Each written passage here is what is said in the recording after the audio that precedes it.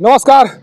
लोकसभा चुनाव के दौरान चलाए जा रहे सर्च अभियान का कारवां अभी लेरुआ गांव में पहुंच चुका है और लेरुआ गांव में बड़ी संख्या में पैरामिलिट्री फोर्स के जवान यहां पर सर्च अभियान जो चल रहा है उसमें भाग ले रहे हैं। देखिए ये तमाम नज़ारा यहाँ पर जो दिखाई दे रहा है उस नज़ारे के माध्यम से समझा जा सकता है कि लोकसभा चुनाव की तैयारी किस स्तर से शुरू कर दी गई है। सोचिए कि जिस तरह से प्रशासन के स्तर से यह कोशिश की जा रही है कि जो भी बूथ बनाए गए हैं या चुनाव से संबंधित जो भी सामग्री है उसकी तैयारी पूरी तरह से कर ली जाए, उसी तरह से पुलिस के स्तर से भी ये कोशिश की जा रही है कि जहां पर भी बूथ बनाए गए हैं, जहां पर भी कुछ इस तरह के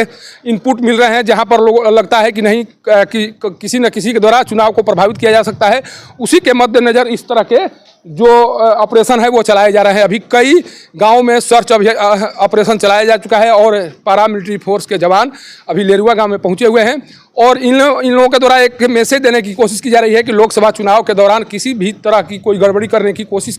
की गई किसी के द्वारा तो उसका परिणाम काफ़ी खराब होगा और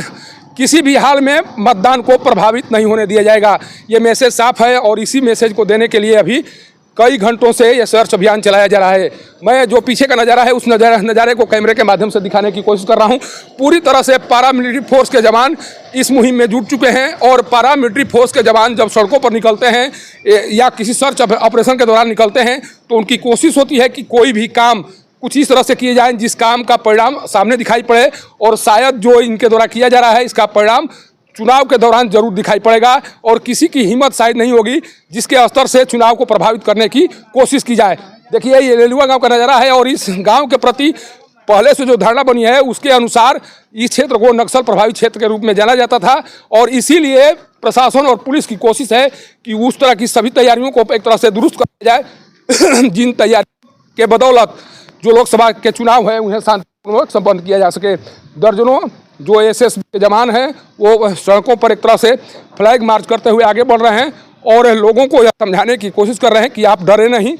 खुलकर मतदान करें। जितने भी प्रशासन और पुलिस के लोग हैं